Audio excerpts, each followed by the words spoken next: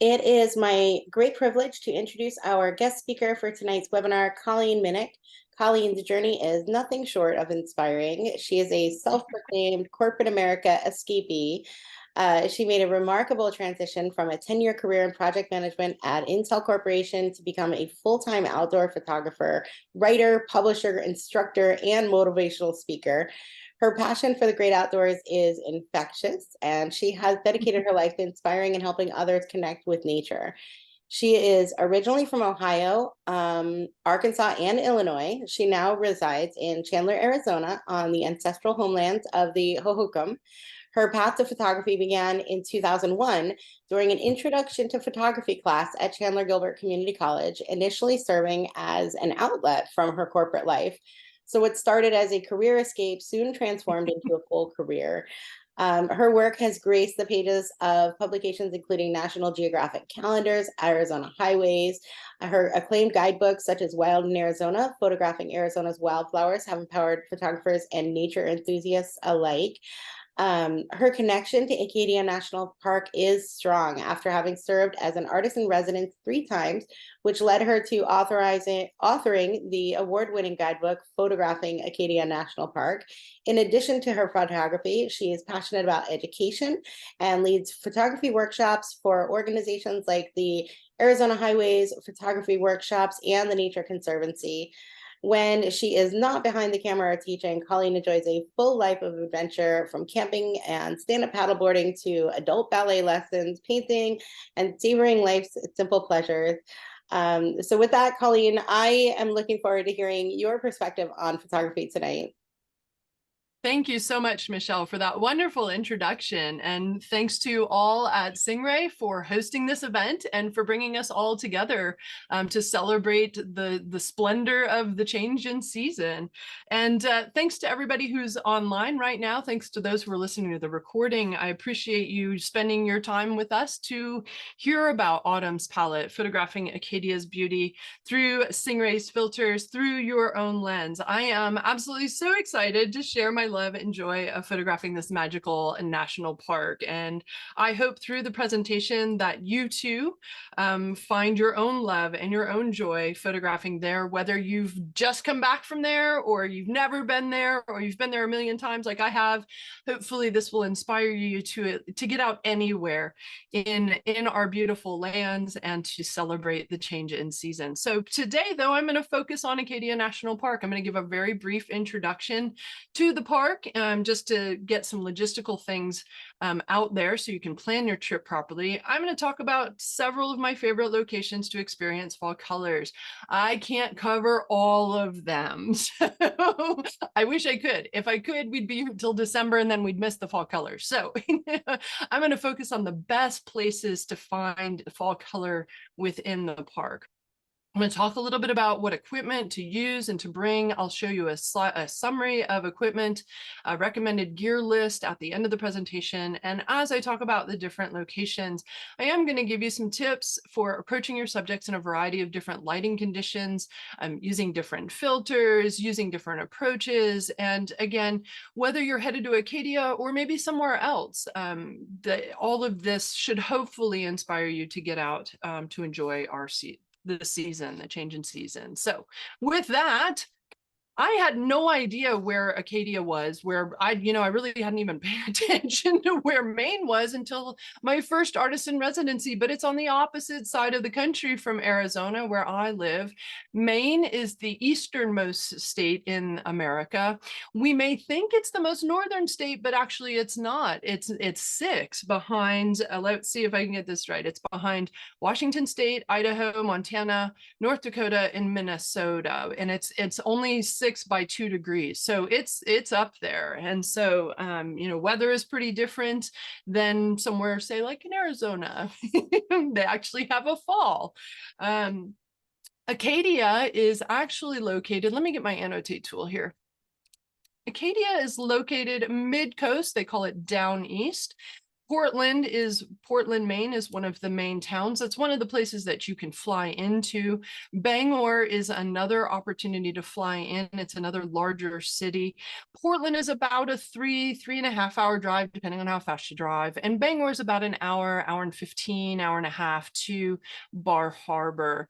And so when there is also, when I'll talk about, I'll zoom in a little bit. Well, I'll do that now. Let's do that now. Let me go to the next slide.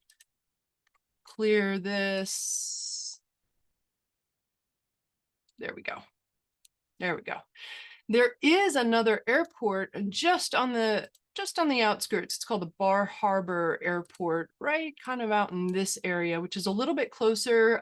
Smaller airlines like Cape Air and JetBlue fly in there. You'll just want to figure out what your connections are and what makes sense for you. I fly in both to Portland and Bangor, depending on the year and depending on the time of year. So they all kind of work. But what you'll notice from the map, so Portland will be kind of this way, Bangor is going to be up sort of this direction. What you'll see is Acadia is really divided into three main sections. There's the main section, which is Mount Desert Island right in here. Locals, it's spelled desert. Locals like to call it Mount Dessert, like pie, like the dessert that you would eat after dinner or maybe even for breakfast.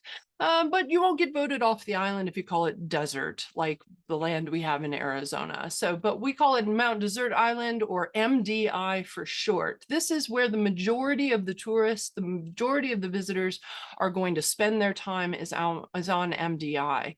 We also have Scudic Peninsula, and it is said that only about 10% of the visitors to Acadia actually make it to the Scudic Peninsula. It's the only section of the park that is on the mainland. It's attached to actual land. Everything else is an island. And then the third major area, we call that this is kind of the wild side, and not because there's a lot of parties, but because it's a really remote section of the park. It's called Isla Ho, High Island, and it requires a mailboat ferry to get there. So it takes a little bit more effort to get out there, but it is quite pristine. It is quite beautiful. So you kind of have three different options. There are some other smaller outlying islands like Bar Island, a couple of the Porcupine Islands, Baker Island, things like that. But the majority of the tourists are going to be really focused on MDI. And when we talk about photographing fall colors, that's where we're going to be focusing most of our efforts today. And so Acadia happens to be one of the smaller national parks at just 49,000 acres. But the interesting thing about Acadia, well, one of the many interesting things about Acadia is that it's not like some of the other parks you think of, like Grand Canyon or Yosemite, where you drive up to a park entrance gate, you pay your fee, and you go behind a gate, and the park land is in front of you. And in Acadia, the establishment of the park was really different. It was created almost entirely from donated lands. And so it's really a patchwork quilt. It's integrated with the surrounding community. And so you'll be driving, maybe on Route 3, you'll be driving, and it may not be clear whether you're on parkland or private land. And so I'm going to share some maps here. It's a really good idea to get yourself a nice map. Navigating on the island is a little bit tricky. It took me about 2 or 3 years to figure it out without a map. There's some one-ways and whatnot, but once you get kind of a hang of it, the island is rich with so many opportunities. So in terms of how Acadia got started, this area has been around for a really, really long time. Obviously, the glaciers had an impact in the Ice Age.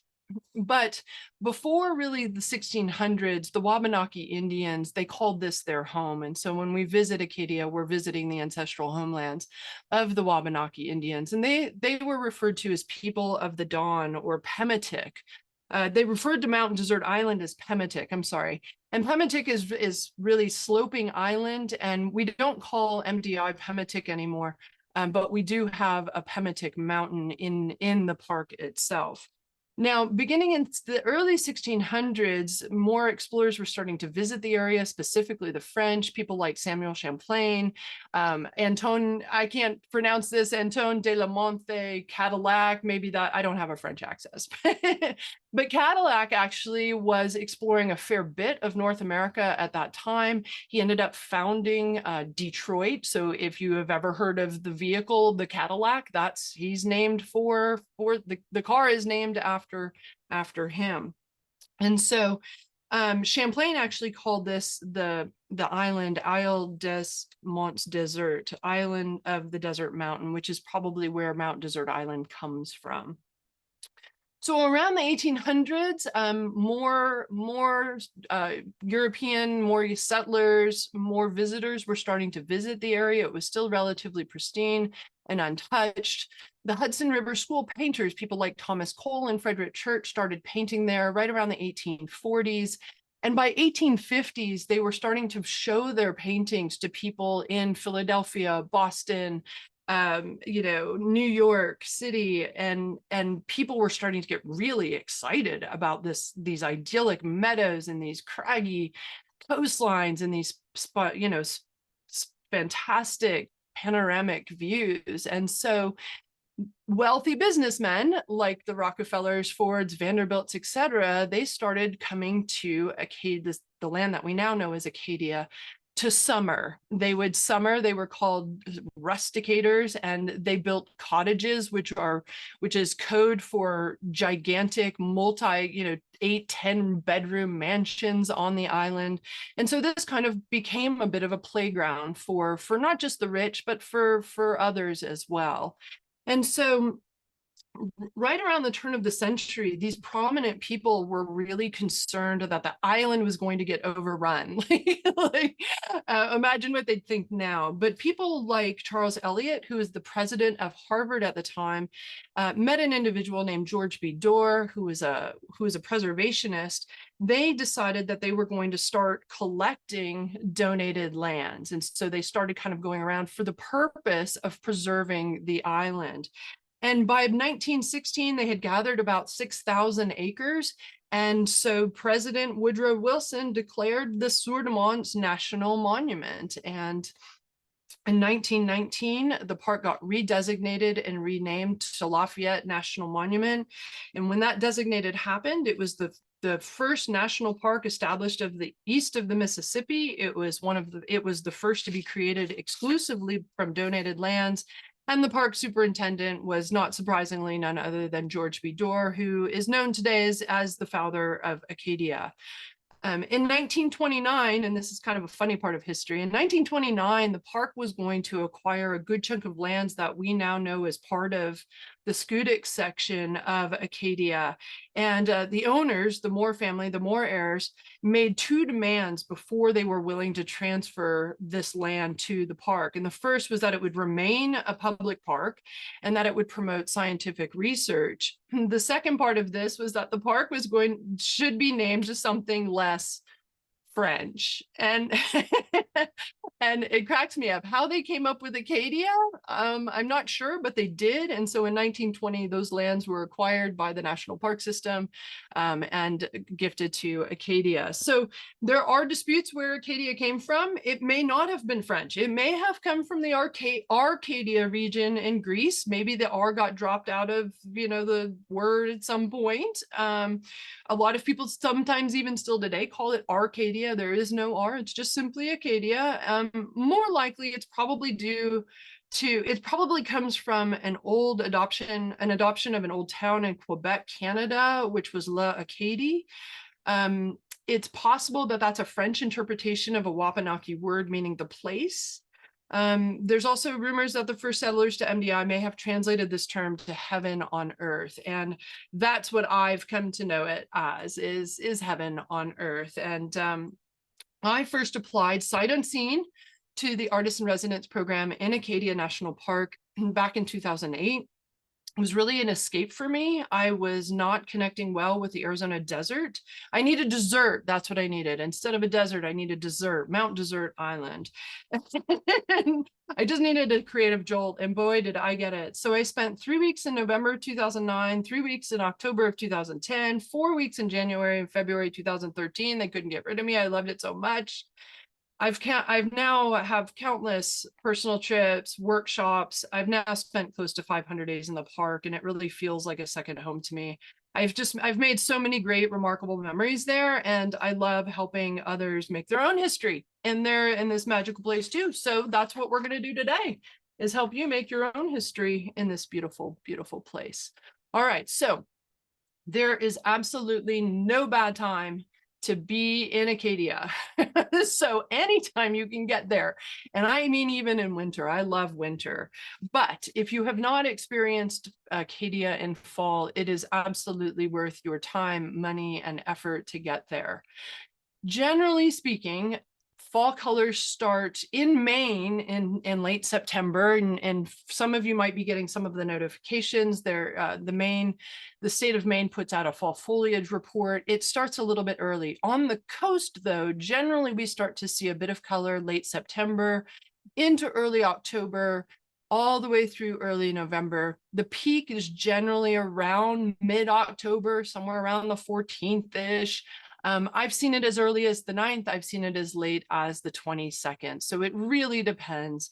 But you're not going to be disappointed. There is so much to see in Acadia that is unrelated to fall colors that you could be successful, even without colors. I came back to Acadia. I spent 3 weeks in November, and I thought it was heaven on earth. I came back. So Acadia would have fall color anyway. In that sort of ecosystem, there are deciduous trees, but there's something that really encouraged a lot of regrowth, a lot of deciduous trees like birch, maples, and oaks. And that's the Great Fire of 1947, which is what this map is on the right-hand side here. It started kind of right outside of Bar Harbor, to the north of Bar Harbor on the island, and spread into the island. Let me get my little annotate tool here. I gotta get my drawing. It started out in this area here. Bar Harbor is here, and it spread across the eastern flank of MDI. And so there has been a lot of regrowth in those areas. And as you'll see, as we start to talk about some specific locations, a lot of the locations that I'm going to talk about are in kind of that regrowth zone. And so when it comes to, leaf peeping, leaf chasing, you absolutely want to make your reservations, make your plans early. This is a very, very popular event. This is a popular thing in Bar Harbor. And so if you're planning to stay in Bar Harbor, even Ellsworth, you want to make your lodging reservations at least a year in advance. You can probably get a little bit lucky 6 months in advance, but if you're really serious about it and have very specific things that you want to places you want to stay, you absolutely want to get in on that early. I've had to, for my workshops, go almost 2 years in advance in terms of booking hotels. That said, attractions and services are going to start closing for the season towards the end, mid-October and towards the end of October and into November. Bar Harbor is, the island is inhabited by thousands of locals. And so not everything closes down, but a fair amount of the tourist services will start to close for the season. And my favorite thing about photographing in October and the fall is that the weather can't make up its mind. And as us photographers know, that just means fleeting light. That means it could be, summer, spring, fall, and winter all in the same day, sometimes in the, 5 minutes. And so I love the fleeting light. It offers so many different spontaneous opportunities for great, awesome photography. With scheduling your trip, you've got to be careful with timing it with peak color, but making sure that a storm like a hurricane or a nor'easter doesn't come in and blow all the leaves off of the trees. And I've seen that happen. Friday, all the leaves are on the trees. Friday night, a storm comes through, and Saturday, all the leaves are on the ground. But that just means our photographic opportunities change. And this glorious palette of this blanket of leaves on the ground is absolutely spectacular to photograph nonetheless. The thing that we watch out for, the thing that I'm looking at Weather for is one, what to wear. I always go, whether it's rain, fog, sun, I'm what to wear. And then the second part is there going to be a freeze? An overnight freeze can stop the development of the color entirely. It kills the process. And so if you're on your weather app and you see, 32 degrees or colder, you want to get out to Acadia as soon as you possibly can, because those leaves are going to brown and fall off very, very quickly. So that's kind of the story with logistical stuff. When we start getting into location specifics, I could have made this presentation super short, which is to pack everything you have, bring everything you can, stay as long as you can, take your lens cap off your camera, turn your camera on and point it. Like, you'll make a great photograph when you're in Acadia. The long of it is that there are so many places in Acadia, not just on MDI, but Schoodic and Isle Ho and elsewhere. Even 500 days in the park since 2009 has not been enough time for me. So get yourself to Acadia and spend as much as time possible. The first place that I want to feature is Sur de Mons. It is, for those of you who have the Photographing Acadia guidebook, first of all, thank you. I'm going to be putting page numbers from the second edition up at the top so that if you would like to follow along, you can. So I'm going to start our fall adventure in Acadia in the Sur de Mons area. Just for reference, here's Bar Harbor. This is where most of the people will have hotels and lodging. Not everybody, but that's kind of the main, kind of base of operations. And Sur de Mons is kind of right just next door. It's a very, very short drive from Bar Harbor to get there. And Sur de Mons is, as I mentioned, is the donated lands. This is the heart of Acadia. This is where it all started. And so this is a great place for us to start our fall colored journey. This is the original land that comprised Sur de Mons National Monument in 1916. And there is loads to photograph there. Before you set out on your journey, go ahead and stop by some of the historical sites. There's Sur de Mons Springs, which is kind of a little octagonal building. I don't know that I would say that it's overly photogenic, but it is really interesting to see the spring. This photograph was made, there's a little pond just to the left of it, to the east of the pond, or of the spring. And it usually has some pretty interesting reflections, some leaves kind of floating by. It's kind of interesting. There's the Wild Gardens of Acadia, which I love going through there for identification purposes. If I see something that I don't know what it is, whether that's a leaf or a wildflower, I love going to Wild Garden of Acadia. They have all the different ecosystems out there in Acadia, in this area, and they have most of the things labeled, which is very convenient. I love just going and taking a photograph of the label so I know how to label my photographs later. There's also the Dorr Monument, which is a tribute to George B. Dorr, the Nature Center, the Abbey Museum. There's plenty of things to do if you're just not feeling photographically. But if you are feeling photographic, there is so much here. All weather conditions, and you can shoot this all day. I personally prefer the morning, and that's because morning usually has directional light, even in overcast situations, sunny conditions, it has directional light. As the sun gets higher in the sky and it becomes more late afternoon, the sun starts poking behind Dorr Mountain and it kind of disappears. So you get a nice even illumination, you get shadow in the area, but it's not as directional as you would see it in the morning. So I personally prefer it in the morning, but all day is going to be amazing. So you'll definitely want to bring all your lenses, from wide angle to telephoto to macro. Like I said, just bring it all. You'll especially want to bring polarizers and neutral density filters, and I'm going to talk about both of these in a little bit later in the presentation. But neutral density filters are especially helpful in sunny, bright conditions if you would like to try some intentional camera movement. This is a forest scene. It's beautiful. You can do a lot of creative, impressionistic renditions of this area using slower shutter speeds and using neutral density filters. But I'll get into that a little bit later in the presentation. From the Sourdemont area, you have access to multiple trails. Most of them are easy. If you're feeling spry, you can climb Door Mountain. It is a ladder trail, so it is a bit more challenging. It is exactly what you think it is when you hear the word ladder. You have to climb ladders for part of the hike up. And so most of what we do is just around Sourdemont's area, and specifically we're looking at the Jessup Path. And what I love about the Jessup Path is that it is your opportunity to see the pre and post 1947 fire foliage. On the left side, when you go down the boardwalk, and I'll show you a picture of the boardwalk here in a couple of slides, when you walk down the boardwalk of Jessup Path, on the left-hand side is the old growth hemlock forest. That is the original growth before the 1947 fire. And what you see here is on the right-hand side. It's kind of a little bit more of an open meadow. We've got beech, we've got birch, we've got maple. We have other deciduous trees, sedges and grasses, ferns that are growing in this area. And that is all a result of that great fire of 1947. Now, the Jessup Path is very easy. You can go as far as you want or not as far as you want. You don't have to go very far at all. If you go a quarter mile, you can go a couple hundred yards and it's just amazing. It is flat. Most of it is on the boardwalk.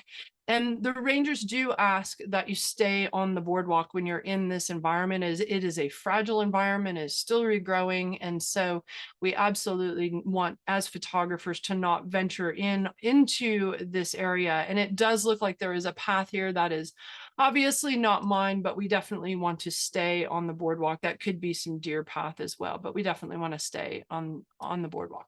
We also want to share the space when we're on the Jessup Path. It is a narrow walkway, and if you have tripods and bags, just make sure you're being conscientious of those for other visitors, so they too can enjoy this beautiful hike, this beautiful walk. So the other part in Sourdemont area that is one of my favorite places to photograph in the park is the Sourdemont parking lot.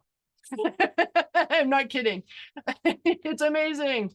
Obviously, you want to watch out for cars. They're not expecting a bunch of photographers with tripods to be standing in the middle of the parking lot. And so be aware of your surroundings, maybe stand off to the side, in the grass or behind your vehicle or off on the sidewalk.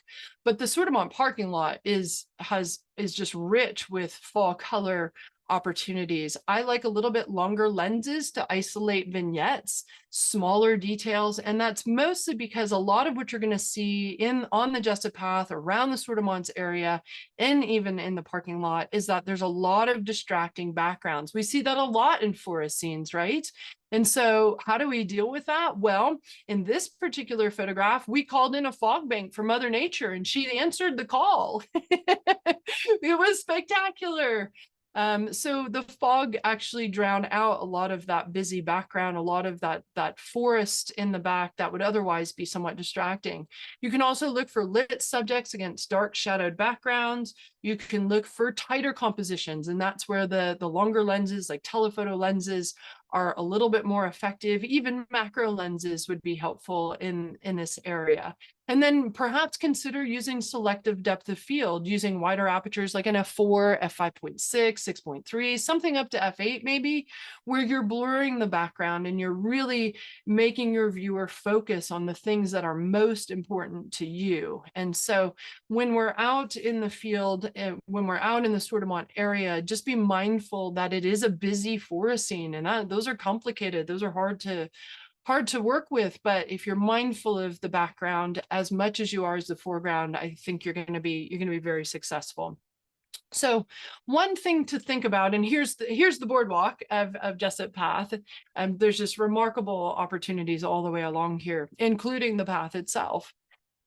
Anytime we're out photographing fall color, we hope we get really rich, vibrant reds, yellows, oranges, and that's going to throw our sensor off a little bit. And so when we're out photographing fall colors, I'm trying to get the very best image I can in camera. And that means that I am monitoring my histogram after every frame that I make.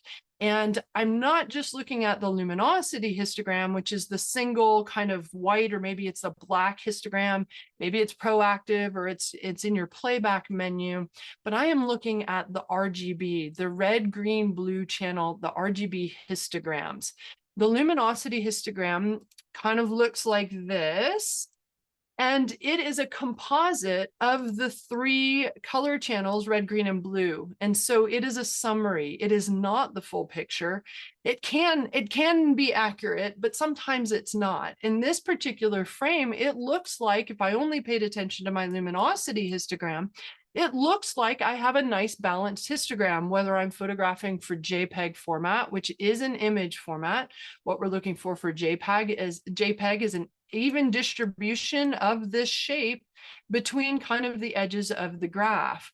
This also looks like a fairly viable raw histogram. Now, raw is not an image file. It is not an image format. It is data. Raw is collecting as much data as it possibly can. And so it looks like I'm not blowing out any of my highlights. There's no spikes on either side of that. And it looks pretty clean. But as soon as we get into some of the detail, the summary doesn't add up quite the way we hope. And there's some balance between the reds and the greens going on that make this histogram look like it's okay. And so in fall color, generally what we see is we see the red channel blowing out.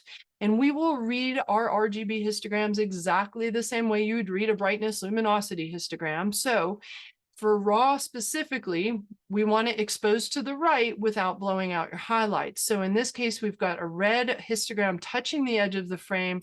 I've probably got some blinkies going on in the back of my frame. Blinkies are indicating that no data has been collected in that exposure.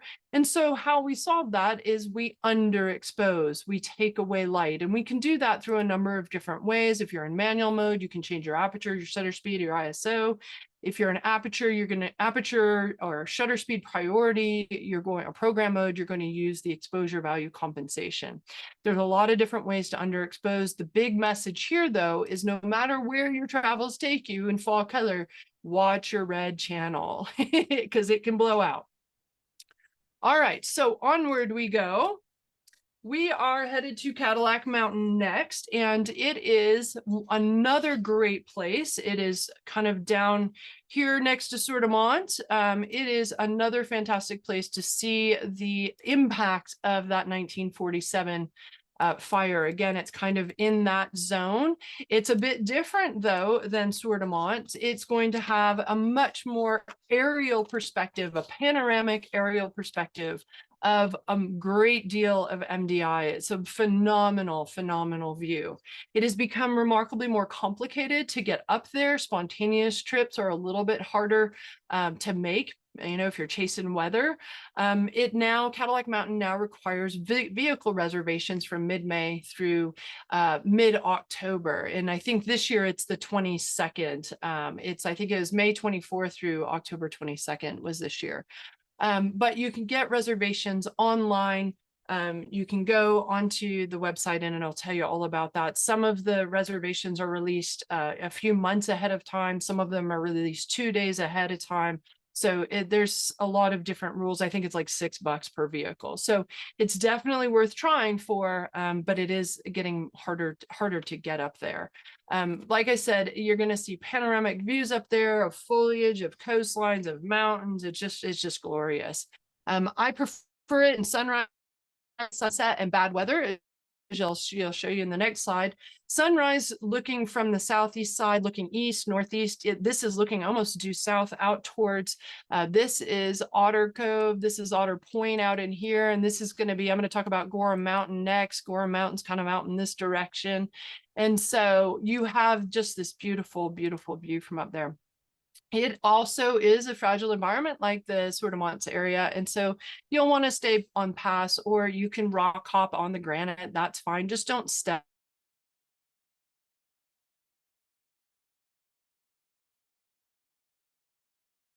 It's just absolutely beautiful up there. Bring all your lenses, wide angles, telephotos, macro. I mean, it's just, you've got an opportunity to get up there, use all your lenses, tell a great story while you're up there. Polarizers and graduated neutral density filters will also help. So in this case, I just used a multiple image. I did a 2-image blend so that I had a little bit more exposure in the sky and I had good exposure in the foreground. But like I said, I'm going to cover polarizers and graduated and neutral density filters in just a bit here. All right, so you're not going to have a lot of say over what the weather's doing during your visit because of this reservation system, but don't fear bad weather. If you have a reservation and it's raining or it's foggy, go anyway. Sometimes what's happening at the summit is not what's happening at the coastline. And so, I mean, the weather changes substantially. It's about a 1,500-foot elevation change. And so sometimes it can be foggy on the coast. You go up to the top and everything is below you and it's sunny and beautiful. Sometimes it's horizontal rain, and that's fun too. So just be prepared, dress yourself and get your camera gear protected, stay dry, dress for rain, even if it's foggy, and keep your camera lens tilted down and covered until you're ready situation. I'll sometimes compose through a shower cap or a clear rain cover, try to dial in my manual focus, try to get my composition set up, then take the cap off, shoot, and then protect my lens once again. And that just minimizes, the exposure to raindrops and things like that. Obviously, having lens cloth and hand towels on hand will also be helpful and make your visit up there a little bit more enjoyable. The other thing that you can do with shower cap is I have come to know it as my ethereal filter. One time when I was in Acadia, I was photographing in the rain and I made an exposure through the shower cap on accident. I cursed myself, of course, right? Because darn it got in the way. And then I looked at the back of my LCD and I was like, ooh, I kind of like that. And so now my shower cap is what I call my ethereal filter. So have an ethereal filter on hand when you come to Acadia for fall. All right, if you cannot get to Cadillac Mountain, that's okay. There's another option. The alternative, my favorite alternative, is a place called Gorham Mountain, and it is on the coastline. So here's Cadillac Mountain. It's a little bit further out here on the coast, on the far eastern, southeastern side here of MDI. And I mentioned, I can't cover it all, but if you want a great morning location to photograph anywhere along Ocean Drive, that coast is fantastic. But if you're looking for mountain views, an alternative to Cadillac Mountain, Gorham Mountain is the place to go. It takes a little bit more effort. It's not as roadkill photography as we'd call Cadillac Mountain. It requires about almost a mile one-way uphill hike. So you're going to be going up some stairs, but you'll be rewarded for your efforts with spectacular views of the Beehive. We've got Sand Beach here. We've got Great Head here. We've got Frenchman Bay back in here. We even have behind here, we've got the Schoodic Peninsula, that's Schoodic Head there. So you have beautiful views, very, very similar to Cadillac Mountain. It's not quite as high as Cadillac Mountain, but you still get beautiful views. And what I love is that you can see all of this foliage right at the base of the Cadillac Cliffs coming down to right in here is Ocean Drive.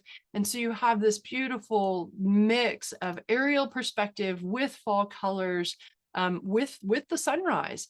Now, if you have never been to Gorham Mountain, I do not recommend that you go hike up Gorham Mountain in the dark if you've never been there before. So definitely scout the trail before you shoot it. Maybe the day before, maybe the day before, go midday and just kind of get your bearings, look for the blue blazes, look for the turns in the trail, and use a flashlight and a headlamp when you get there, and for sunrise. You'll want to bring wide angle and telephoto lenses. This is a wide angle lens. Telephoto will just get you into this beautiful foliage a little bit tighter. So there's opportunities both that way. What I like about photographing from aerial perspectives like Cadillac Mountain, like Gorham Mountain, is that we have the ability to do force perspective. We have the ability to put some foreground really close in the foreground, really tight to our lens, maybe a 6 inches to, maybe a foot, using a wide angle lens, getting low to the ground, and really emphasizing the different layers in the scene. And so in this case, we've got layer, layer, layer, layer, layer, layer, layer, all the way back. And so it has the illusion of depth when we don't get a lot of depth out of our two-dimensional media. And so force perspective is just using a wide angle lens, getting low and tilting your camera down a bit. Now, if Gorham Mountain doesn't sound really all that exciting for you, if you're not up for the 1 mile hike in the dark before sunrise, the alternative is to go to the south end of Monument Cove. You can park in the same parking lot as Gorham Mountain. It's out of frame over here, but just cross Ocean Drive. It's really easy to get to Monument Cove. Go to the south end. And what happens at the south end is you get this perspective from the coastline of all of this fall color. You do get a view of the beehive. You don't quite get the view of Sand Beach. It's kind of tucked in there a little bit, but it is one of the best places. Monument Cove is one of the best places to photograph foliage along the coastline. A lot of the coastline is very rocky, which is amazing. But if you're looking for fall color and you're looking for an alternative in the morning, heading to the south end of Monument Cove is a good plan. All right, so we talked about bringing graduated neutral density filters, balancing exposure. And when we're talking about grand landscape, we're generally going to have a very broad dynamic range that we're dealing with, so broad that our camera can't actually contain it within one frame. And so graduated neutral density filters help reduce that light, that contrast and exposure across part of the frame. And they come in 1 to 4 stops of strength, and they have hard or soft gradations. My go-to are really a 3 and a 4 stop soft. The soft gradation gives me a little bit more leeway on placing it in places like trees. I do with a hard gradation, you have to be really, really, really precise. The soft gradation is a little bit more forgiving, and that's what I need. I need forgiving. And so there, I've come to just know that almost in every sunrise or sunset, I'm using a 3 or a 4 stop graduated neutral density filter to hold back light over the sky. And you can see the difference here between without a filter and with a 4 stop soft graduated neutral density filter. This is actually out in the Scudic Peninsula. You can do all sorts of math, like you can put your camera on spot meter and measure for the dark area down here, measure for the light up here, calculate the difference, and that's your required strength. But math is hard. And so I just prefer to pull out my 3, 4, and I watch my histogram. I make sure that I have the data that I need, nothing is blinking. And then I also consider where I want my visual weight within the photograph. And when we talk about human perceptions and Gestalt psychology, where visual weight happens in the frame changes its meaning. And so when we have heavier visual weight like we have here, this is a lot brighter, this is lighter, this is darker, this is going to render a much more peaceful scenario. Obviously, this is not going to work because we've got areas that are blown out, so I'd want a little bit more detail in the sky. But you can darken the sky so much that you create an anomaly where the darker end is here, the darker parts are here, and the lighter parts are here. And that creates more downward energy. Things that are dark and heavy tend to fall in terms of gravity. And so we tend to get more energy in the same frame. So I will pay attention to that.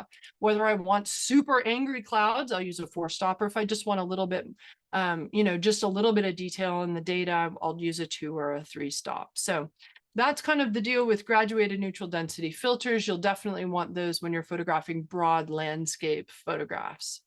But now we're going to turn to some of our water-based locations where we can photograph not only fall colors, but fall colors reflecting in water. And so I don't care where you have photographed in the park in the morning for sunrise. At about an hour after sunrise, you'll want to make your way to the Tarn. And the Tarn is this completely random, super small, shallow pool that most people just pass right by on Route 3. Without, I mean, they look at it, it's beautiful, it's right at the base of Door Mountain, but it becomes pure magic about an hour after sunrise. What happens is we've got this mountain back behind us. The sun has to come up and over the mountain.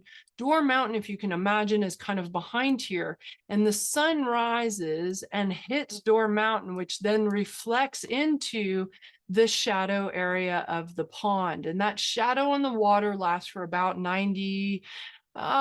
an hour and a half, 2 hours. I like starting at the end of the parking lot and kind of working my way towards the middle of the pond. You can get about 2 hours out of it if you're watching the light before the pond gets direct light on it. So we're photographing reflected light in this case.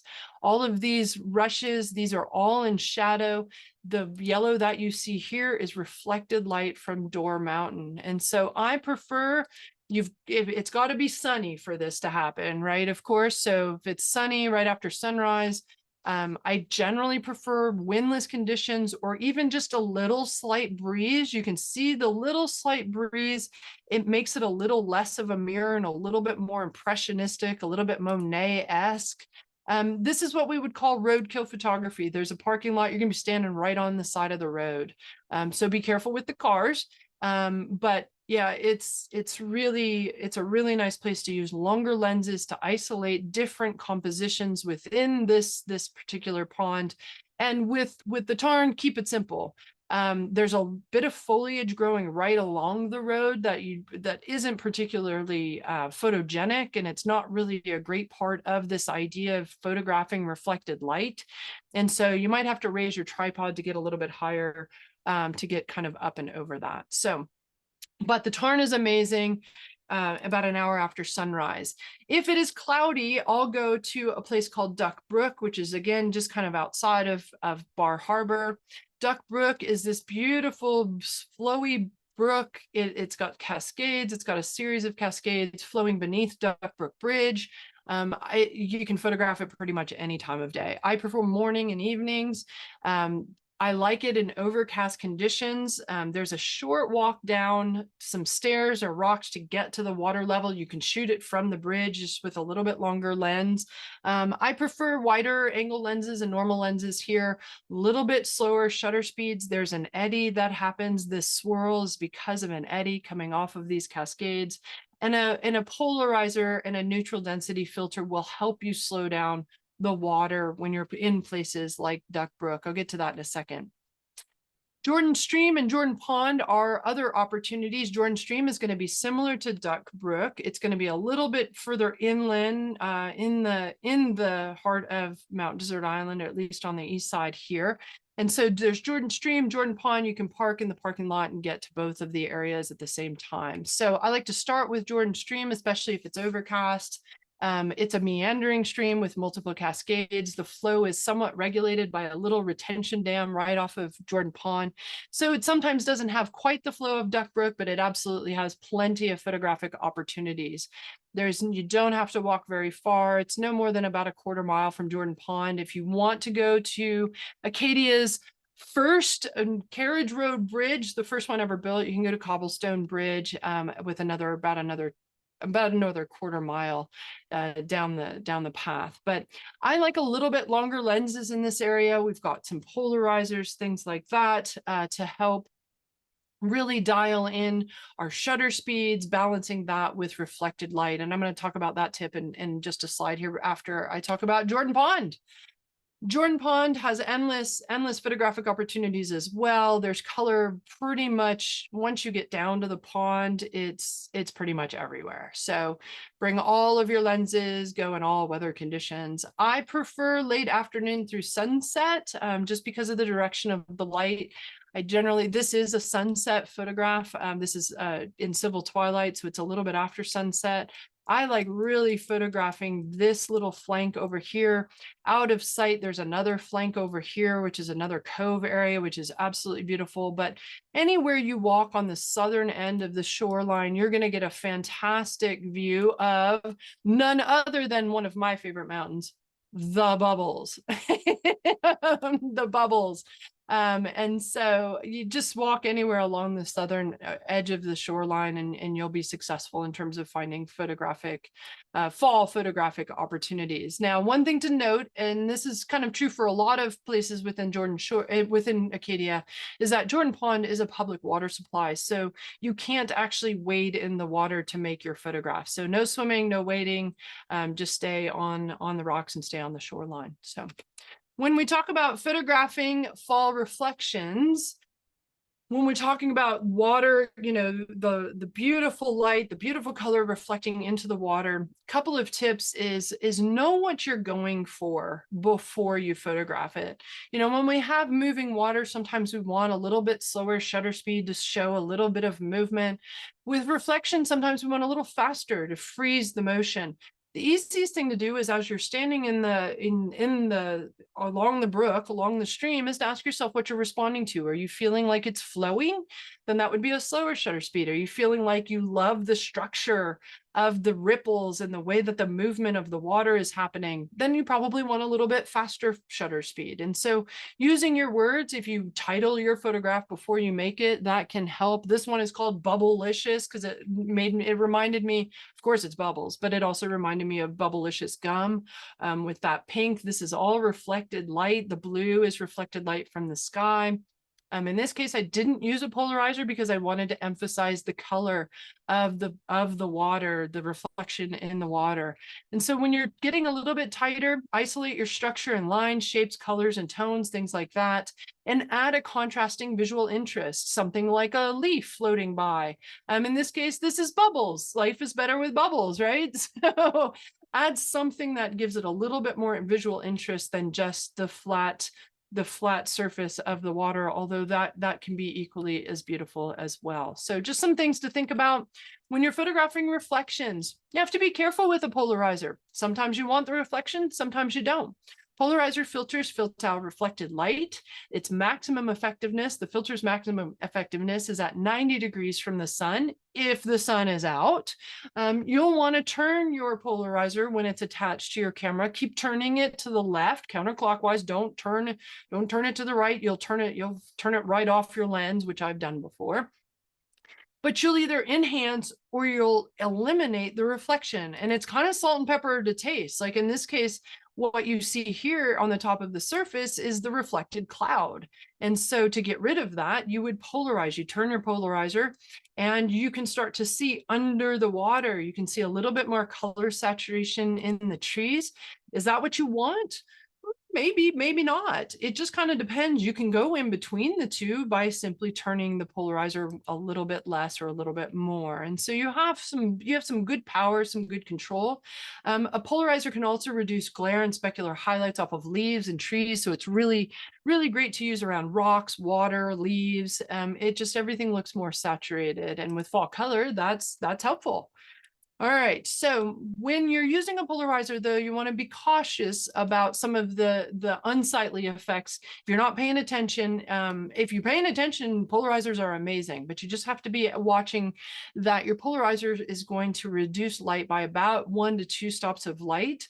Singh-Ray actually has a lighter, brighter filter that is 2/3 faster than most of the polarizers out there, and so really appreciate that, especially if it's windy. It's never windy when you're photographing leaves and trees, is it? Of course not. But if you're photographing water, a polarizer can help slow that water down. It's really, really helpful. It can act as a neutral density filter in a pinch. But you also want to watch for uneven polarization and vignetting, especially with wide angle lenses. You can get a thin ring mount, which Singh-Ray also has. That's what I have. You can use a square polarizer if you have a wide angle lens wider than 24 millimeter. If you have a bulbous lens, I have bulbous lenses for my wide angle. So I need to use a square polarizer with a separate filter holder. And or you can buy a bigger diameter polarizer and use a step up ring and attach to your lens, which I also have for one of my lenses. And so the uneven polarization is what you see here. You see that this blue is a lighter blue than this. This is where the polarizer is most effective, 90 degrees from the sun. And so this is sort of a natural gradation, but if I were using a polarizer, I'd want to dial that back just a little bit. The other thing, and I didn't have a good example in full color with Acadia, is vignetting, where the edges of your corners will be black. And that's just your perspective is too wide. It's clipping the edges of the filter. So those are just a couple of things to look out for, but very, very helpful. All right, so we're in the home stretch here. Upper Hadlock Pond is also water. It's a little bit outside of that 1947 area, but it still has remarkable fall color. I like it not for the water necessarily, although there are some great opportunities, but I love that this whole hillside, this west-facing flank of Cedar Swamp Mountain is just full, it's just a kaleidoscope in color. And so I prefer overcast conditions.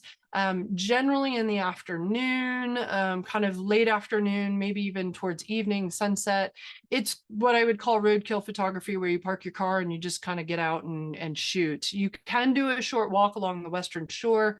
I just like a little bit longer lenses to isolate. This is actually a little bit longer lens. This is a 90 millimeter, or for my camera, my Olympus, which is a mirrorless, it has a 2x factor.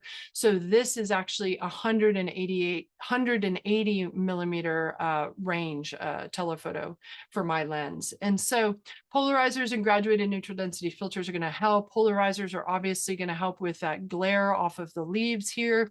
But graduated neutral density filter will hold back light over things like fog or a brighter sky, so that you can render the entire frame in good exposure. The next stop is Eagle Lake. Eagle Lake is also obviously full of rich water opportunities. It's a very, very large lake with views of Cadillac, Pematic, Sargent Mountains, and of course the bubbles. I prefer late afternoon and sunset, but early mornings there are fantastic. All light here is going to be workable. You don't have to go very far. It's about a half a mile in either direction of the boat ramp to get to beautiful, beautiful fall color. We've got Cadillac Mountain kind of in the background here, so you can see all that fall color. It's really great with longer lenses, but you can also use wide angle lenses. And one of the things that you have to be careful with in all of Acadia's water, all of their lakes, their ponds, is proximity. Make sure you're being mindful of your midground. The distance between the foreground and the background can kind of be too much. It can be too much of a jump for your viewer to make. And so you want to squat down just a little bit lower so that we have a little bit more closer relationship proximity between our foreground and our midground. Otherwise, sometimes we can get a lot of just open space, open water, which may be great if there's a reflection, but if it's just open water, it can be a little bit unsightly. Watch for bikers when you're out there. Just watch your bags, make sure you're being mindful of where you put your stuff. And then like Jordan Pond, it's a public water supply. So no swimming, sorry, leave your swimsuit at home. All right, Along the so lines of watching out for others, we did have a question. Do you have yeah. any suggestions for avoiding the crows of photographers and people there for fall foliage? Yeah, so I mean, you're going to be sharing the space with a lot of not just photographers, but you're going to be sharing the space with visitors. There is plenty. If you go about a quarter mile away from the trailhead, you're going to probably find some peace and solitude. So I would recommend just walking a little bit further. There are so many trails and so many paths. I can tell you people are, the normal tourist isn't going to be at the top of Gorham Mountain, for example. And so just getting a little bit further away from the overlooks, a little bit further down the trail will help with that. But you can expect people and you just have to be okay with it. And what I like to tell my workshop participants is they made the clone stamp for a reason in Photoshop. People are usually quite small, and so you can eliminate them if they get into your frame. It's just about having patience and sharing the space. It's a reality, unfortunately. So, yeah.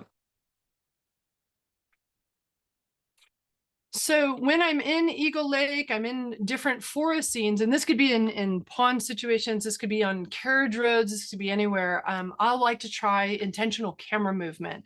And what that means is that we're moving the camera during the exposure, up and down, side to side, around in a circle, tracing, the first letter of your name. It could be a zoom pull. It's any movement whatsoever. And you don't want to use a tripod because you want to physically move the camera during the exposure. We're going to start around about 1/8 of a second. You can go as slow as a second, maybe even 2. You want to experiment with this, try this. If you're in the middle of the day and you're feeling like an intentional camera movement coming on, you might apply a neutral density filter. It will help reduce the light. It will help you go from this is a static, all in focus, frame, to when we move the camera, we can make photographs more like this, much more impressionistic. This is the same exact scene in the same exact light. So very, very, very different feel. And I like intentional camera movement to help express the movement of the wind. If you've got a lot of wind and you're not getting things in focus, using intentional camera movement can be a lot of fun. Just adding to your portfolio. It's a really fun way to interpret the landscape around you. So try intentional camera movement. If you're out in forest scenes, there's a lot of great structure. There's a lot of great color contrast that really make these really effective. All right, so our final location is actually not in the park, but it is one of the most idyllic places in the entire island. And so I would be remiss if I didn't mention Little Long Pond, which is out here in this area. The land actually is next to Acadia. So in this photograph, you're actually seeing Acadia right in here. But the land itself is an old historic Rockefeller property that was donated and now managed by donated to and is now managed by the Land and Garden Preserve of MDI. I love this location. This is one of the Rockefeller boathouses. I love this location at sunrise. This is sunrise here in this photograph, but sunset is equally as effective. And you can see, you can just imagine, there's wide angle views from back a little bit along the trail. You can go and stand in the boathouse and photograph all of this magic here, all of this magic here, all of this magic here. It's just everywhere. And so bring all your lenses. You're not going to have to go very far, very short stroll, fairly flat area along either shoreline. Polarizers, graduated neutral density filters are absolutely a necessity in this location. Keep your bag zipped up. This area is very popular with dog walkers. They are usually all very, very well behaved, but occasionally you'll get one that's just happy to see you and is curious and may want to see what a polarizer tastes like. So keep your bag zipped up. But just be mindful of the dogs out there. Don't be surprised. It's not going to be a bear or anything like that. So it's just curious dogs. All right, so the final tip that I have is making sure when you go to a place like Acadia or anywhere that you photograph fall colors is telling your own individual story. And there is really a difference between a photograph of something and a photograph about something. And I have my 3 artists in residencies, all of that time there, to thank for helping me understand the difference between the two. And so to get to what is this photograph about, it's really connecting with your own individual connection with the landscape. It's the story that you're creating while you're out in the scene. And so the best questions to ask yourself are, what are you responding to and why? And then what else is it? And that starts to get into metaphorical association. Metaphorical association will start to use the things that are already in your brain and start matching them with the landscape in a new and different way. And so one of the things that was going on, this is out at Little Long Pond. I was standing in the boathouse. This is in 2019. And I saw these 2 trees and I had this whole narrative going in my head about gosh, that's curious.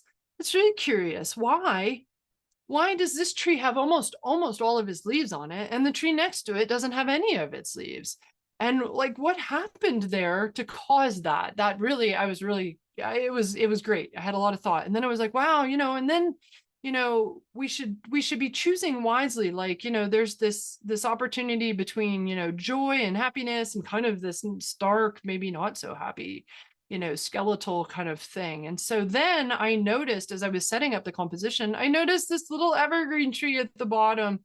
And I was like, okay, well, so this evergreen's going to grow up under these two trees and it's going to have to make a choice. And so I titled this Choose Wisely. And I put the evergreen tree right in the middle, right at the base of these two trees, because I wanted you to feel the juxtaposition, the pull between those two decisions. And now, do I expect my viewers to know that story, that narrative when they see this photograph? No, but I make photographs because they mean something to me first. And hopefully you'll feel that sort of tension between what's going on. And of course, once I realized that this was an evergreen and that it had to make a choice between, maybe a happy life and maybe not such a great happy life, I realized that the evergreen was never going to be a deciduous tree and it was going to grow up and do its own thing. So that's kind of the message, is grow up and do your own thing, or don't ever grow up. Tell your own story, though. I have a presentation that I actually did with Singh-Ray called Human Perceptions and Composition. It's on YouTube. It is a great presentation to help you understand how to connect verbal language with visual language to create a little bit deeper meaning. I couldn't cover it in this presentation, but there is that presentation out there. If you are interested in learning more about that, I would definitely highly recommend that. And the great thing about tapping into your individuality and your existing knowledge is that as you grow and as you expand your knowledge, your stories are going to evolve even in the exact same locations. And so this is Choose Wisely from 2022 last year. And you can see I called this Chose Wisely. And so even after hundreds of days in the same place, as you grow and expand your knowledge of places like Acadia, as you go to different locations, whether that's Yellowstone or the Grand Canyon or wherever your travels may take you, you have the ability, you have the raw materials to bring back into these familiar locations and express them in new and different ways. So that's my story and I'm sticking to it. I've talked a little bit about gear. This is kind of a summary. When you do the playback, you can kind of use this as a checklist. We've talked about, bringing all your lenses, the different types of filters that are going to help you, your polarizer, your graduated neutral density filters, your neutral density filters, definitely a headlamp or a flashlight. Couple of things we haven't covered but are optional, like a reflector and a diffuser to manage midday light. That can be helpful.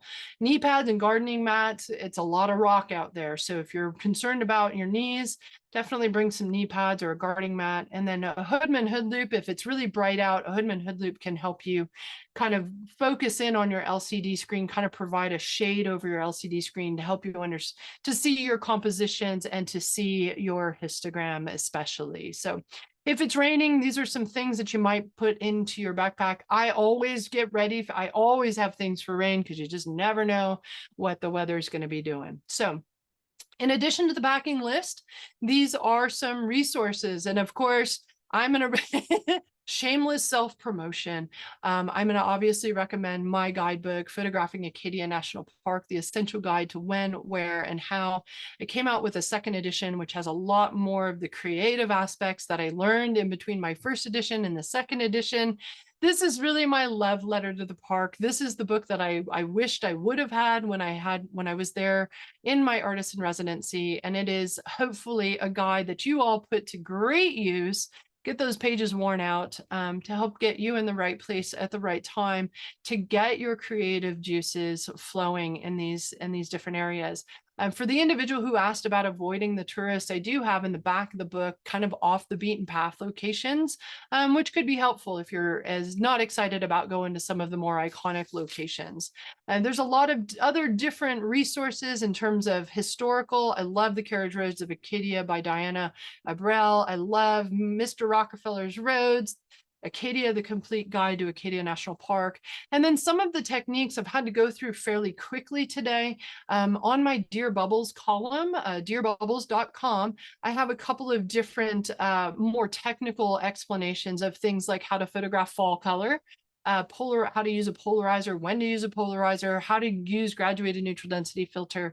And then the last one that I would recommend is photographing using intentional camera movement. So those are all really great resources. I just want to take a minute to thank Singh-Ray for their support. It's one thing to make great products, but it's another thing to help support their community. And they have been remarkable in supporting not only my journey, but also my community. And I know a lot of others of you out there. They were gracious sponsors of the Photographing Acadia National Park books. They helped make that a reality. They also provide filters for use on my different workshops. So if you want to try before you buy, it's a really great way to do that. So I just want to give a shout out to Singh-Ray for their ongoing support. It's just been absolutely amazing throughout the years. So with that, here is my contact information.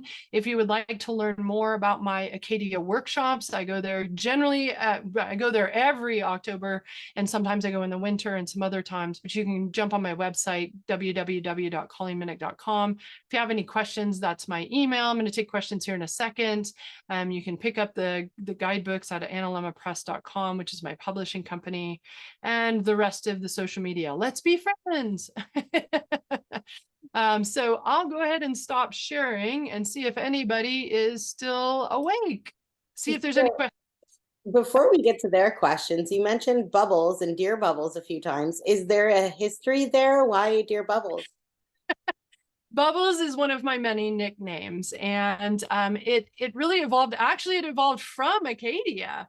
I was on Isla Ho, what was it, in 2013, right after the government shut down. And I was photographing my mom. I was photographing along the coast. My mom and dad were with me. My mom goes, "Come here, Colleen, you got to see these. This is amazing." It was a little tide pool. And I walked over there, and I don't know, you have like one of these moments where your like head just kind of explodes. Like it just, I saw these bubbles and like universes, and like I just lost my marbles. And so I'm making all of these photographs, and my dad's sitting there watching, his two girls do their thing, getting all excited. And my dad goes, "What are you guys doing over there?" And I go, "Dad, this is the best photograph I've ever made in my life." And he goes, "Oh, come on, let me see the back of the." So I show him the back of the camera, and he just looks at it. He goes, "Oh yeah, that's the very best photograph you've ever made in your life." And so we had a really great moment. So I just got really excited about bubbles, photographing bubbles thereafter. I had the opportunity to present at the Moab Photo Symposium, and the organizer had, I believe, an aunt who he nickname was Bubbles, and he gave me the nickname Bubbles. I think probably because maybe I never get excited about anything. So, but I started Dear Bubbles right before the pandemic as kind of a what if. I had gotten a question from my community, and I was like, it'd be really funny, ha ha ha, if I was like Dear Abby, just Dear Bubbles, ha ha ha. And now it's been going for like 3 years, 4 years this fall. I did it through the pandemic once a week. I've now changed to once a month, so it comes out the first Wednesday of every month. And I love it. I get questions from the community, everybody, and we get to learn and grow together. And so that's kind of the evolution of Dear Bubbles. It's really fun. Yeah. Good segue again from COVID and shutdowns. Will Acadia still be open with possible government shutdowns? Yeah, that is the $10,000 question, isn't it? I guess we'll find out on Sunday, we'll find out on Sunday. The short answer is I don't know. The National Park Service doesn't even know. In 2013, the park completely shut down. In 2018, the park was left open. And I don't have any idea what direction we're going to go. So we're just going to have to wait. The great thing is if you do book a trip to Acadia and you have lodging in Bar Harbor, there is ample things to photograph around there. In 2013, I actually ran an autumn around Acadia workshop, and it was awesome. It was beautiful. There's plenty of fall colors all around there. So go anyway and just make the most of the hand that we're dealt. So, yeah. Do you find the Micro Four 3 sensor gives you adequate files to make large prints? What are your biggest reasons for choosing that system? Yeah, so I did write a Dear Bubbles about this. I initially bought into the mirrorless not to change over. I was shooting Canons at the time, a DSLR. I was changing over to mirrorless because it was lighter and easier for me to do a lot of the stand-up paddleboarding trips that I was doing. And I just loved it so much that it was like, I'll just shoot it all the time. I'm routinely published. I print 4 foot by 6 foot from the files. So I do have a dear bubbles on that. If you know how to expose, you know about how to work with raw data. The iPhones are amazing resolution these days. Our technology has just evolved so much. I have absolutely zero concern about enlargement possibilities with a mirrorless camera, especially now. I mean, my Olympus OMD, EM1 Mark II is several years old now. And so even in that time frame, the technology has changed, and it's great. All right. Someone said it does get busy in fall, but totally worth the trip. Yeah. Gary wants to know, have you ever seen any bears there? I have seen the butt and the back end of a bear precisely once. They're there, I'm sure of it, but it's an island, and so it's a little bit harder for them to get on the island. They do. And occasionally you'll see somebody's, in the social media forums, they'll they'll show, a bear in somebody's backyard. They're there. They're not something that I worry about tremendously. What is your preferred backpack to carry all of your gear? Well, it's an old Click bag that I got from Moab Photo Symposium. Click has since gone out of business, but I love this backpack so much that it's literally going to fall off of me. Like, I think I've had it for about 8 years. Just, I haven't found one to replace it. And so I use my Click, but I'm still looking for something better, something different. And for lodging, is there a base of operations that you prefer that's not as packed as Bar Harbor? Yeah, so I now stay out. I don't stay in town anymore. I stay out a little bit on the outskirts. You could try Ellsworth. It's just you've got to balance, crowds versus, how early you want to get up for sunrise. Or how late do you want to stay after sunset? So Ellsworth has cheaper lodging, all along Route 3. That Tremont area has plenty of lodging. You can stay, I'm sure there's like VRBOs and stuff in like Southwest Harbor, Northeast Harbor. There's VRBOs and Airbnbs across the island. So you could also try that to be outside of town. Bar Harbor is definitely it's a happening place for sure, but there's fantastic food and all sorts of things. So anyway. Someone asked if the recording will be made available, and yes, everyone who registered will get a link tonight. Any suggestions for someone with limited sight? Limited sight in terms of, I'm not sure I understand the question.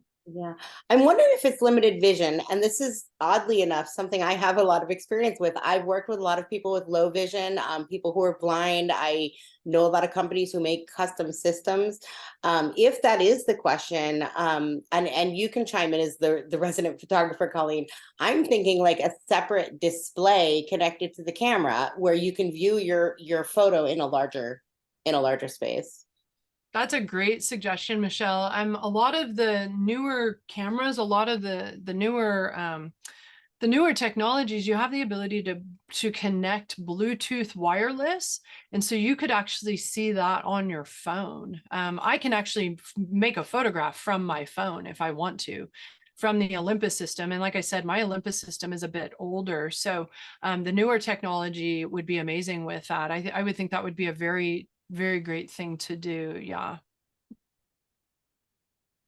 I actually happen to know a blind photographer, and this is hilarious, but he is That's completely amazing. 100% blind, and he'll hear things going around and know that there's an interesting picture in front of him, and it's somehow he captures these amazing photos, and he's 100% blind, and it's all iPhone photos, but it's fascinating. I would love to see that. That's amazing. It's a whole nother story, but I had we were rafting the Grand Canyon one year and we came up to blind kayakers. And I mean, blind kayakers in the Grand Canyon, sounds insane, but they could hear eddies. Like they could hear eddy lines. Like their senses were just on a totally different, they were calibrated totally different than anything that, people with sight have. And so that's incredible. Yeah. Do you have a starting favorite shutter speed when you are shooting moving water?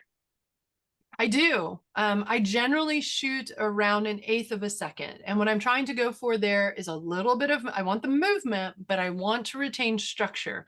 I'm trying to avoid what I call the white blob of nothingness, where it just becomes this white spot on our photograph. I don't want it so cottony that it's, that I don't have structure and I don't have detail in that area. So generally speaking, it's 1/8 of a second. But with the eddy, for example, with Duck Brook, I like to shoot that, in between 4 and 8 seconds. It really depends on the water, and what I'm feeling at that time and how I want to express things, things like that. So I'll but generally my go-to is 1/8 of a second. Do you recommend any specific graduated filter for fall? There are many kinds on the website.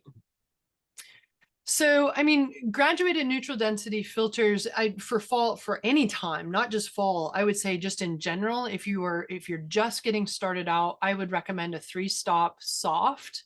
It'll be forgiving, it'll be powerful enough, but not so overpowering. Like I said, my go-to is a 3 and a 4-stop, and I'm not afraid to stack them if I'm shooting into backlit situations. But generally, for those who are getting started, a 3-stop soft graduated neutral density filter, the Galen Rowell line that you guys carry is my favorite. So. And then Gary Vargo, longtime listener, he's here every month. I know you, Gary. He also happens to be a past Singh-Ray presenter. He wants to know, if you didn't have Olympus, what would you go with? If I knew the answer to that, I might be with them. I don't know. I absolutely love my Olympus. At the time, Canon, I was shooting Canon, but Canon and Nikon didn't really have mirrorless options at the time. But I absolutely love my Olympus. And so, yeah, I don't know that I would go with any other right now. You've been photographing Acadia for many years and it's beautiful, but what about it keeps you inspired to return every year? I think well, I mean, first, it's the beauty. I mean, I have such a deep emotional, personal connection with that place. And it's more than just, locations. It's more than just like Cadillac Mountain and the Tarn. I have so many memories with so many people and friends there that it is like, it's a second home. Like it is going back, and it's just a very comforting place to me. I went to Acadia at a time in my journey where I was not really I mean, I was photographing landscape photography, but I really wasn't super comfortable with the outdoors. And Acadia was so accessible and it was so welcoming that I just loved that about it. What keeps me going back after 500 days in the park is that it's a challenge. I go back mainly to share the joy and the love. So I do a lot of workshops there. But for my own personal growth and my own personal perspective, it's always fun for me to see what stories are evolving, like Choose Wisely. Choose Wisely I was going through some heavier life stuff. And so the story changed completely, over the 3 years that it took to re-photograph that in a new and different way. And so for me, it was just, like I said, as you evolve as a human, your connections with these places are going to change. And so I have this ever evolving, ever flowing relationship with Acadia. And I can tell you that my photographs, after all of these years, after what now, 14 years, math is hard, 14 years, 2009 now, my photographs are getting better. They're getting more meaningful. They're getting richer. They are way more interesting than my first artist in residency, although that had value in it of itself. But in my case, I go back for the challenge. I go back for the discovery. There's still plenty of Acadia I haven't seen. So I always try to get in new hikes and new trails and things like that. But it's always great to see just the broader community out there enjoying this fantastic area. So that's what inspires me to keep going back. And this seems to be a recurring question. I'm going to put a bug in the ear of the Singh-Ray folks on the line. We might need a webinar on the blue and gold polarizer, or some of the, the one meant for the night sky, like some of these off the wall ones. We get this a lot. Have you used the Singh-Ray blue and gold polarizer? I have, and I do use it if I want to emphasize a little bit more of the gold color. I didn't use it for this. This is the tarn, because the tarn is so neon anyway. But yeah, there's some really great opportunities out there if you want to enhance kind of that color contrast. That's such a great contrast, the blue and the gold. It's the warm and kind of the cold juxtaposition, and so that introduces a little bit of visual tension, and so I think that works really well. That blue gold can really emphasize and bring out that color. So yeah. It's really artistic filter is Yeah. how I see that one. Yeah. How do you know what size graduated ND filter to order? Yeah, it's a great question. So I have a little bit about that on my Dear Bubbles post, but in short, you generally want to make sure that you have a big enough graduated neutral density filter to cover the front of your lens. And so, if you've got like a 55 millimeter diameter lens, which is what I have, my 14 to 150, you don't need a super big graduated neutral density filter, but I think I have the 100, 150, 100s, which are quite large. I think they're the 4x5, 4x6, so that I can move them around across a broader diameter lens. So like my wide angle lens, I want a little bit more flexibility. So the bigger you get, the more flexibility you're going to have in placing it, whether it's tilting, moving that horizon line up and down.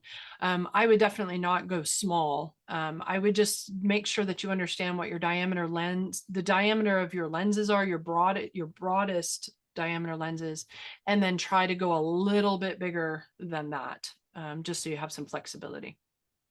Yeah.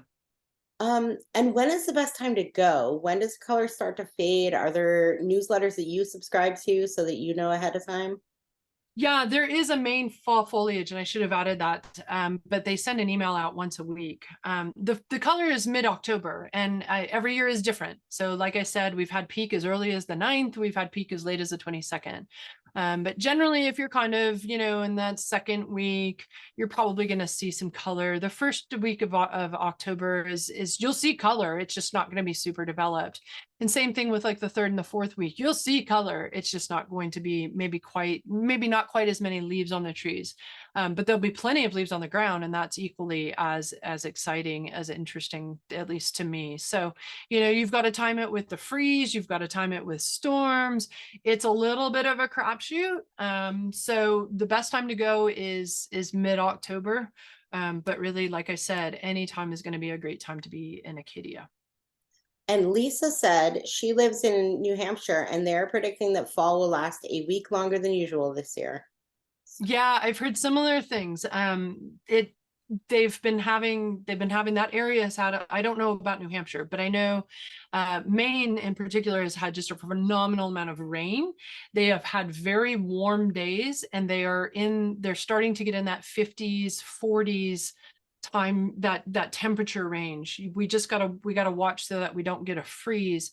But if we don't get a freeze, we don't get any major hurricanes blowing through. I think this could be a fairly lengthy and a fairly good fall color season. But I've been going since 2010. I have never, ever, ever had a bad fall there. So it's always amazing. So If you had to pick your top 3 filters, what would they be?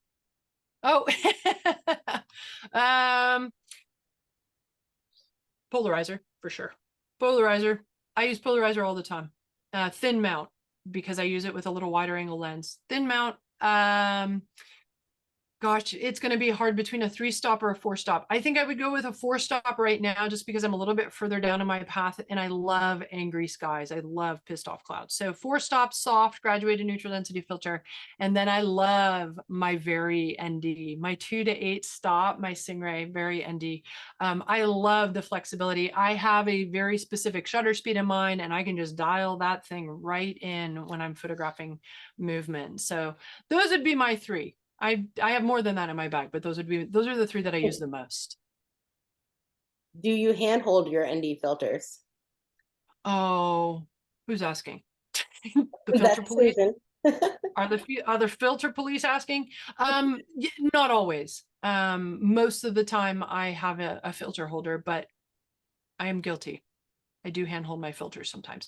Not my neutral density filters. My neutral density filters is to slow shutter speeds down. So I have actually tried that once with a 10-stop. I had to handhold that filter for 4 minutes. Uh-oh, my video went wild. Hang on.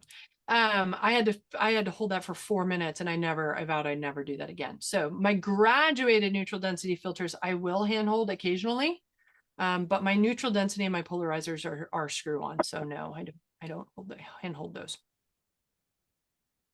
When you are out shooting on your own, how do you go about composing a photograph? How do you look at the scene? Do you stay in one place for a long time? Do you run and gun? Yeah, that's a really long answer. And the answer is it depends. I do stay in one place probably much longer than the average photographer. I am looking to milk a scene, if you will. I am looking to maximize my connection, especially if I'm excited about it. I want to work light. I want to work compositions. I want to work ideas.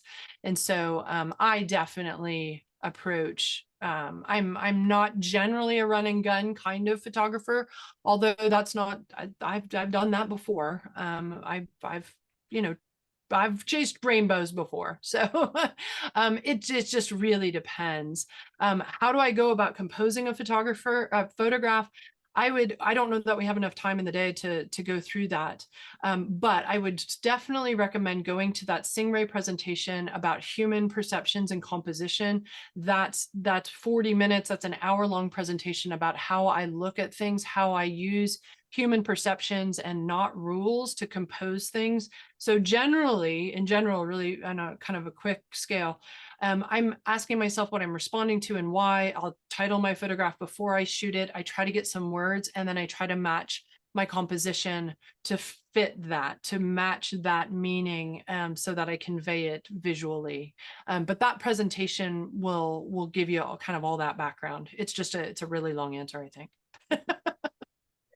And I'm not sure who they is, but do they have a magnetic system?